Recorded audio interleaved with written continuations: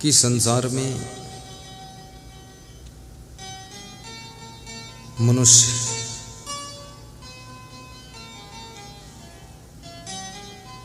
जीवन भर सुख ढूंढता रहता है और जीवन भर दुख भोगता रहता है। ऐसा उल्टा क्यों होता है? प्रश्न समझना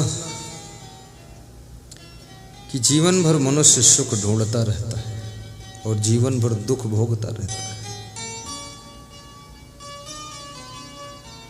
कबीर साहब कहते हैं, इस संसार में एक आश्चर्य है, जहां सुख है वहां दुख दिखाई देता है और जहां दुख है वहां सुख दिखाई देता है। बस इसी पॉइंट पर मनुष्य को धोखा हो जाता है। जहां सड़क पर गड्ढा है वहां तुम्हें बराबर सड़क दिख रही है और जहां सड़क बराबर है वहां गड्ढा दिख रहा है।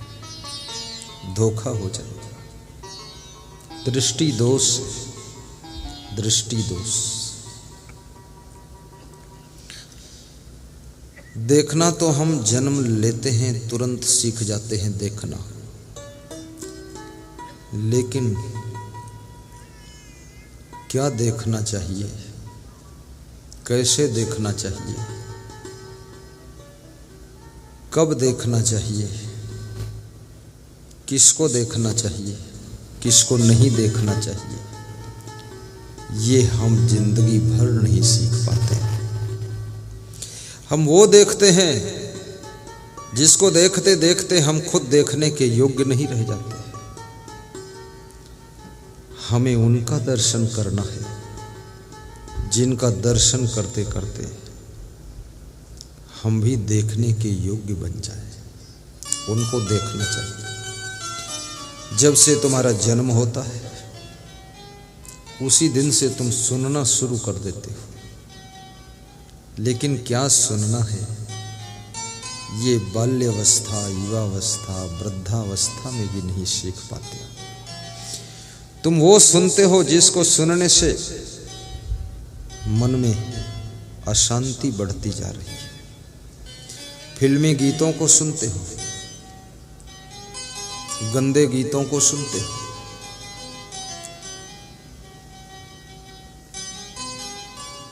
गाली गलौज को सुनते हो, प्रपंच को सुनते हो, माया मोह की बातों को बहुत ध्यान से सुनते हो। जहां शादी विवाह हो, 200-400 लोग इकट्ठे हों, उनके पास बैठकर देख लो तुम, सारी चर्चा प्रपंच की हो रही है। खाते पीते हैं और चले जाते हैं और लोग खुश हो जाते हैं कि हमारे यहाँ शादी में 2000 लोग आए थे, बर्बाद करके चले गए। इतना खाया कि तबीयत खराब हो गई। 2-4 हजार दवाई में खर्च हुए। खाने वाले भी घर जाकर गाली देते हैं कि उसके यहाँ शादी में गए थे, न जाने कैसा बनाया था, उस दिन से तबीयत खराब हुई है। 2-4 हजार दवा में खर्च हो गए। भोजन तो अच्छा बना था लेकिन अनलिमिटेड खाया है। सीमा से अधिक, लिमिट से अधिक किसी भी चीज को जब तुम यूज करते हो, प्रयोग करते हो, वह चीज दुखदाई बन जाती है। एक रजाई से ठंड जा सकती है, तुम 4 रजाई ओढ़ लो, ठंड तो जाएगी लेकिन उसके नीचे इतना तुम दब जाओगे, इतनी गर्मी लगेगी कि नींद नहीं आएगी। ये जगत की बड़ी सुंदर व्यवस्था है। सीमा से ज्यादा तुम कोई भी चीज का प्रयोग नहीं कर सकते। कमा सकते हो, बचा सकते हो, जमा कर सकते हो, और मनुष्य का मन अनलिमिटेड दौड़ में लगा रहता है। मनुष्य के मन में इच्छा रहती है पूरी दुनिया की संपत्ति मेरी होनी चाहिए, दुनिया में दूसरे का कुछ नहीं रहना चाहिए, सब मेरा ही होना चाहिए। लेकिन तुम कितना कमा लो, कितना बना लो, जब सोने के लिए जाओगे एक समय एक ही बेड पर सोओगे, एक समय एक ही कमरे में सोओगे। इसका अर्थ ये भी नहीं है कि मकान न बनाओ, इसका अर्थ ये भी नहीं है कि बिस्तर न खरीदो। इसका अर्थ ये है कि जरूरत में जियोगे तो सुख पाओगे, और बिना जरूरत के दौड़ लगाओगे तो बहुत दुख पाओगे। महाराजा दशरथ के 3 पत्नी थी। अब मुझे लगता है ये थोड़ा तादाद से ज्यादा हो गई। एक ठीक है,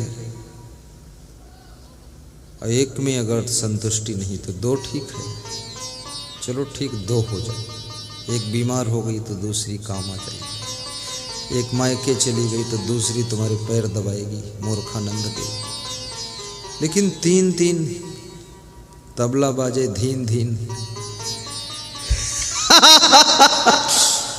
महाराजा दशरथ की दुर्दशा तो होती ही है, साथ में उनके परिवार की पूरी कहानी दुख में डूब जाती है। ये रामायण केवल पढ़ने के लिए नहीं है, ये रामायण केवल अखंड बाँचने के लिए नहीं है, ये राम कथा केवल सुन सुन करके बस मोड़ हिलाने के लिए नहीं है। ये राम कथा तुम्हारी जिंदगी की कथा को सुधारने के लिए है। जब इस कथा को अपने जीवन पर तुम ध्यान पूर्वक लागू करोगे तो तुम्हारे जीवन की कथा की व्यथा खत्म हो जाएगी। राम कथा इसलिए है।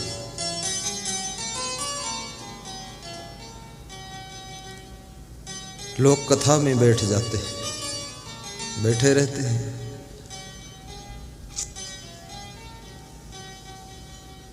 बहुत उदास बैठे रहते हैं। मैंने कई बार देखा है श्रोता कितने कथा को सुनते सुनते इतना उदास हो जाता है। उस उदासी के माहौल में ऐसा एहसास होता है कि हम सत्संग मंडप में हैं कि मरघट में हैं, पता नहीं चलता है कि मरघट है कि सत्संग का मंडप। बड़ी उदासी, बड़ी गंभीरता, लोग बोर होते चले जा रहे हैं। दुनिया में कभी कभी तुम निराश हो जाते हो, कभी कभी उदास हो जाते हो, और कभी कभी तुम प्रायः दुखी भी रहते हो। लेकिन सत्संग में इसलिए आते हो कि उदासी टूट जाए, निराशा छूट जाए, आशा की एक नई किरण पैदा हो जाए। बहुत दिनों से हंसे नहीं थे, गुरुदेव के पास जाकर कुछ ऐसा ज्ञान सुनो कि जोर से हंसी भी आ जाए। बचपन में हंसना आसान है, वो अज्ञान है, बच्चा हंस रहा है। लेकिन जब उसे ज्ञान हो जाता है, बच्चा जवान हो जाता है, तो बच्चे का हंसना बंद हो जाता है, क्योंकि माया के जाल में फंसना शुरू हो जाता है। और माया के जाल में जब फंसना शुरू होता ना, तो हंसना बंद हो जाता है। और माया के जाल के बीच में जीने की कला आ जाए तो माया तो रहेगी तुम्हारे पास में, लेकिन हंसी खुशी भी रहेगी, प्रसन्नता रहेगी, मुस्कान रहेगी। अपमान के घूंट भी पीकर तुम मुस्कुराओगे, धन की हानि होगी तो भी तुमको निराश नहीं कर पाएगी।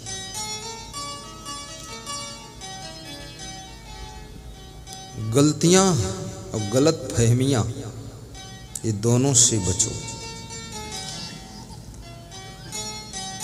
गलती यदि होती है पहली बार तो उसे भूल कहते हैं, और यदि बार बार गलती होती है तो उसे अपराध कहते हैं। अपराध का दंड मिलता है। गलती तो क्षमा हो जाती है, लेकिन गलती जब अपराध का रूप ले लेती है तो दंड मिलना शुरू हो जाता है। एक बार ठगावे सो 52 बेर कहावे, जो 52 बेर ठगावे वो गप्पू नाथ कहावे। गप्पू नाथ नहीं बनना है, न पप्पू बनो, न गप्पू बनो, न हप्पू बनो।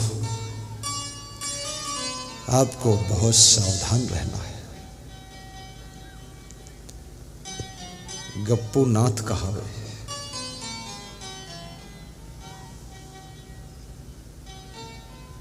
अगर गलती रुलाती है, गलती हुई और फिर तुम सीना जोरी करते हो, कोई तुम्हारे ऊपर इफेक्ट नहीं है, तुम सुधरोगे नहीं। चोरी और सीना जोरी, तुमसे बड़ा धूर्त कोई नहीं।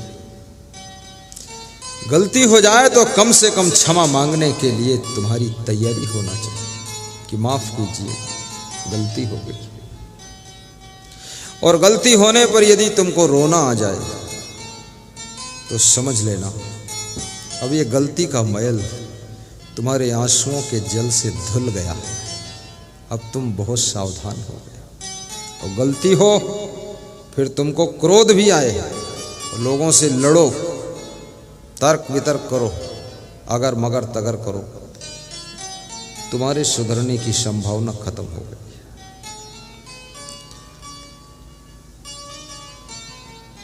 गाड़ी का टायर पंचर हुआ है, अगर वो पंचर सुधार नहीं होगा तो क्या उसमें हवा रुकेगी? नहीं रुकेगी। ये गलती हुई है, इसका सुधार नहीं हुआ तो तुम लोक और परलोक का, स्वार्थ और परमार्थ का लोड लेकर नहीं चल पाओगे, क्योंकि तुम पंचर हो, तुम्हारे में छिद्र हो गया। अगर गलती रुलाती है